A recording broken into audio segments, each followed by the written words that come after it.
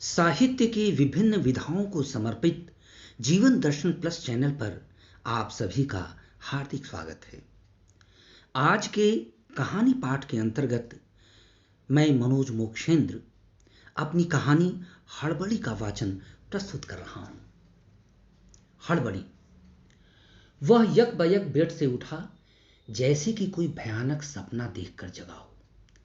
तभी उसने घड़ी पर निगाह डाली तो उसे जैसे बिजली का तेज झटका सा लगा। वह चिल्लाने लगा, रुचि, मेरी कमीज कहां है? पैंट पर इस्त्री क्यों नहीं करवाई? और मोबाइल रिचार्ज पर क्यों नहीं लगाया? अरे इसकी बैटरी तो 13% दिखा रही है। रुचि उसकी इस हड़बड़ाहट पर घबराई भी और संजीदा भी हुई। पहले तो उसने सोचा कि धीरज ने कोई बुरा सपना देखा होगा, क्योंकि वह रात भर उसके बाजू में ही लेटी हुई थी। सपने में उसकी बड़बड़ाहट सुनकर वह पल भर को चैन से सो भी नहीं पाई थी। उसने कहा, आज आपको कहाँ जाना है? आज तो संडे है। वह भी भर उठा, कहाँ जाना है, कहाँ जाना है? अरे संडे है तो क्या हुआ? मुझे अभी एक जरूरी काम से निकलना है। काम भी ऐसा है कि उसे टाला नहीं जा सकता। बस मैं 5 मिनट में तैयार होता हूं। तुम मेरा बैग रामू से कार में रखवा दो।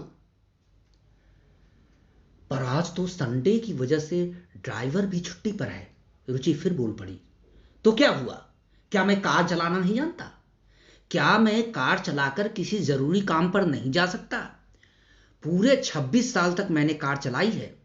जब सैलरी दुगनी हुई तभी तो ड्राइवर रखा है, वरना ड्राइवर मुझसे बेहतर कहां कार चलाता है। ड्राइविंग सीट पर तो वह बैठा रहता है, पर गाइड मैं उसे करता हूं। अच्छा, तो अब बात का बतंगड़ मत बनाओ और बतंगड़ेपन को बहसा बहसी की अंधी गलियों में मत धकेलो। बस कार में मेरा सामान रखवा दो और रामू से कह दो कि कार के शीशे साफ कर दे। बस। एक सांस में बोलने के कारण उसकी सांस फूलने लगी। लेकिन आप कुछ खाए बगैर कैसे जाएंगे? मुझे रात को सोने से पहले बता दिया होता तो भोर में उठकर आपके लिए टिफिन तैयार कर देती। इतनी जल्दी तो मैं चाय भी नहीं बना पाऊंगी। रुचि के माथे पर चिंता के बल पड़ गए। आखिर वह उसका खैर ख्वाह चाहने वाली पत्नी जो ठहरी। बस भी करो, नाहक टर्र टर्र किए जा रही हो। क्या करना है मुझे? टिफिन चाय का। कहीं भी चाय सुड़क लूंगा, कहीं भी खा लूंगा। Samosa, pizza, sandwich, bread pakora वगैरह वगैरह। लेकिन तुम मुझे बतंगड़ेपन में ऐसे क्यों घसीट रही हो? बंद करो बकवास and let me do what I want to. वह तिलमिला उठा। जब तक धीरज ब्रश कुल्ला करके कपड़े बदलता, रुचि ने येन किन प्रकारण चाय तो तैयार कर ही ली।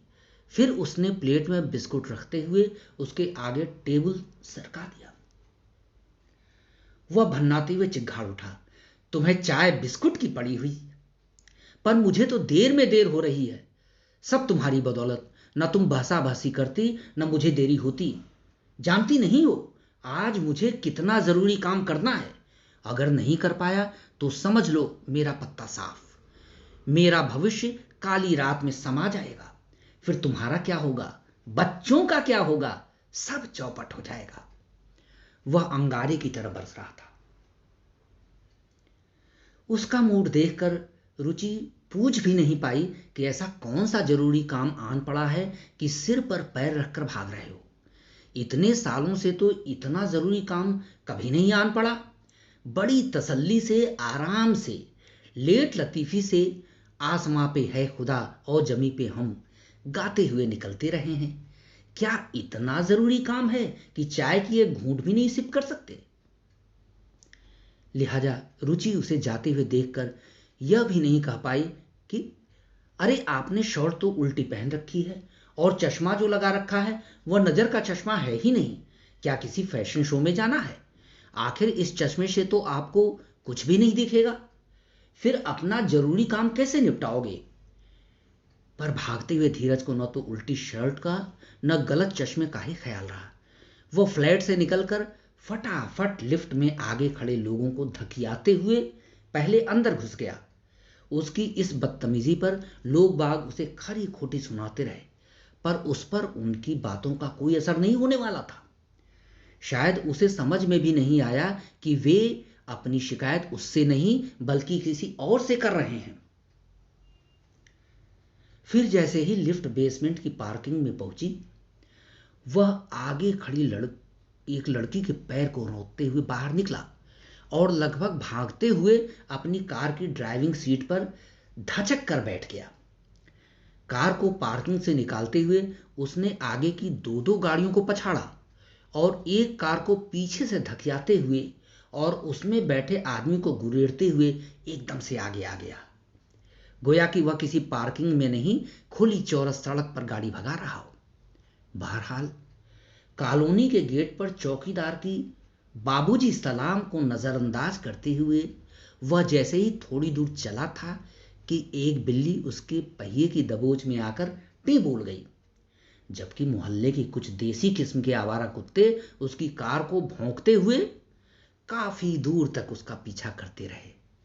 धीरज को इस बात का बिल्कुल ध्यान नहीं रहा कि उसने एक अपाहिज भिखमंगे को कार की चपेट में ले लिया है और एक ठेली वाले को उसकी ठेली को धक्का मारकर उसकी सारी सब्जियां सड़क के हवाले कर बिखेर दी हैं।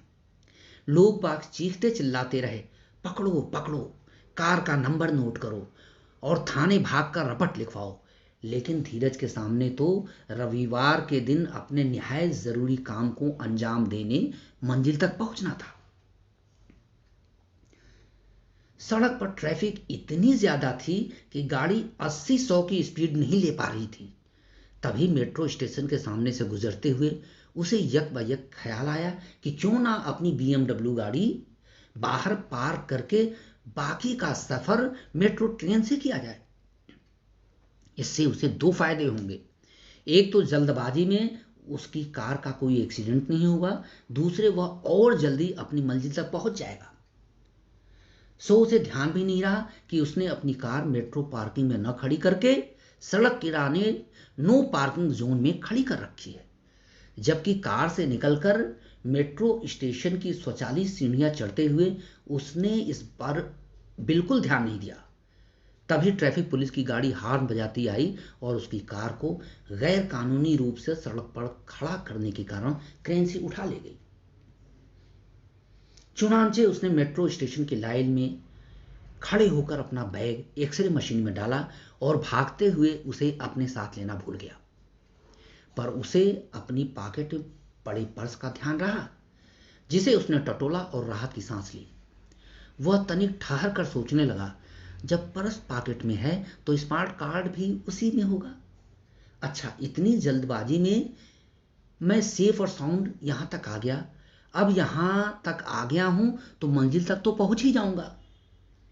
फिर वह स्टेशन में प्रवेश करने के लिए एक कतार में खड़े कोई 20-25 लोगों को फांदते हुए एकदम आगे आ गया और एक आदमी से झगड़ पड़ा, जी आपके पीछे मेरा नंबर है।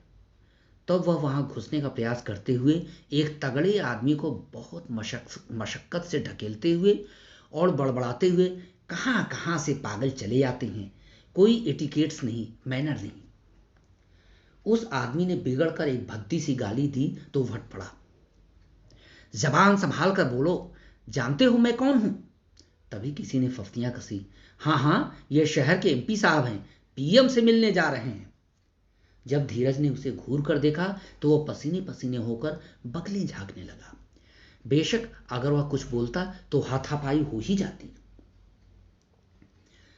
वह थोड़ा नरम हो गया था। तभी तो वह प्लेटफॉर्म पर लाइन में कायदे से खड़े इंतजार करने लगा। पर कब तक? वह लगातार बड़ी बेचैनी से उचक उचक कर लाइन में खड़े लोगों को आगे पीछे देख रहा था और गिनता जा रहा था कि वह कतार में किस नंबर पर खड़ा है। तभी ट्रेन आ गई। उसने अपनी फुर्ती और जोर का भरपूर इस्तेमाल किया तथा भीड़ के धक्कम फेल का फायदा उठाते हुए एकदम से आगे आ गया और एक लड़की के वक्ष से टकरा गया। वह गाली देते हुए चीख पड़ी, ये मनचले जानबूझकर भीड़ का फायदा उठाते हैं और लड़कियों से छिड़खानी करते हैं।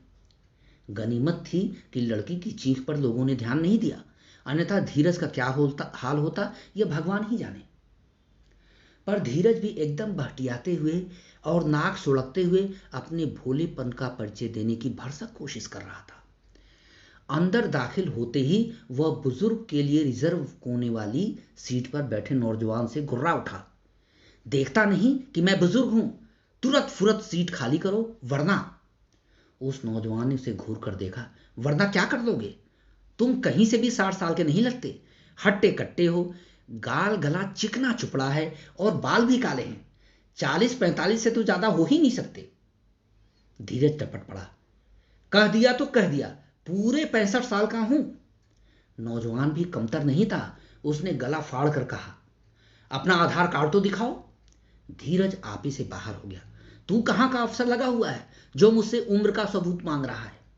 चुनांचे, अगर लोग बाग बीच बचाव नहीं करते तो मारपीट की नौबत आ ही जाती। पर धीरज ने भी उसे उसकी सीट से उठाकर ही दम दिया। तब उसने तसल्ली से बैठकर मोबाइल पर कैंडी क्रश खेलते हुए अपनी यात्रा पूरी की। जब ट्रेन रुकी तो उसे अचानक ध्यान आया कि उसका स्टेशन तो आ गया है। वह एकदम से हड़बड़ा कर उठ खड़ा हुआ और लपक कर ट्रेन से बाहर निकला और प्लेटफॉर्म पर भागने लगा। वह स्टेशन से निकलकर कूदता फांदता हुआ सड़क पर आ गया और एक ऑटो रिक्शा वाले को आवाज दी। वह आया तो उसमें इतनी तेजी से घुसकर हचक कर बैठा कि ऑटो वाला बोल पड़ा, साहब थोड़ा आराम से।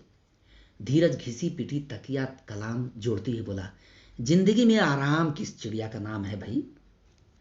तब उसने अपना गंतव्य बताया तो ऑटो रिक्शा दौड़ पड़ा।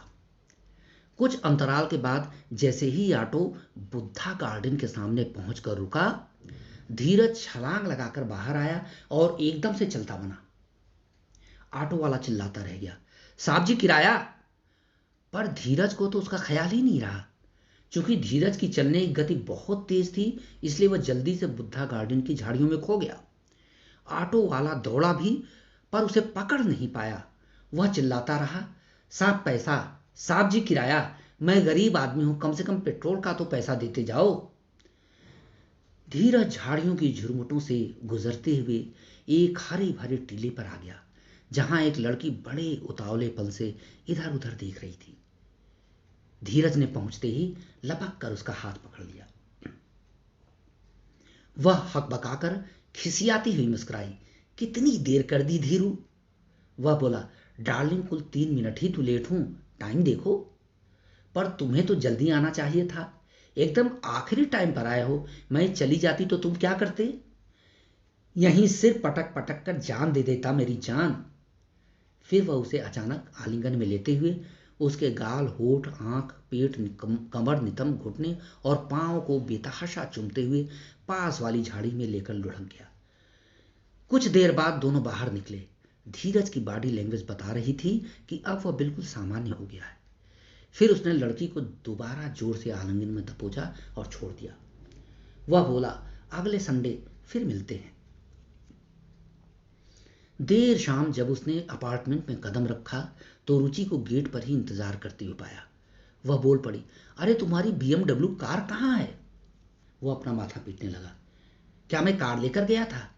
ओ माय गॉड, कार तो मेट्रो स्टेशन पर ही छोड़ आया। रुचि फिर बोल पड़ी, और तुम्हारा बैग? वह माथा पकड़कर कुछ याद करते हुए बोला, अरे बाप रे, वह तो एक्सरे मशीन में ही रह गया। अब क्या कीजिएगा? रुचि बेचैन हो उठी। उसमें मेरे कितने जरूरी कागजात थे, वो बड़बड़ाने लगा। क्या इतना जरूरी काम था कि लाखों की कार स्टेशन पर छोड़ आए, और कीमती बैग भी, जिसे मैंने तुम्हारे बर्थडे पर गिफ्ट किया था? वह बोला, हाँ, काम ही इतना जरूरी था कि मुझे कुछ होश ही नहीं रहा। वह कार वापस लाने और बैग की तलाश में उल्टे पांव लौट गया। कहता गया कि देर भी हो सकती है, तुम बेशक खाना खाकर सो जाना। धन्यवाद।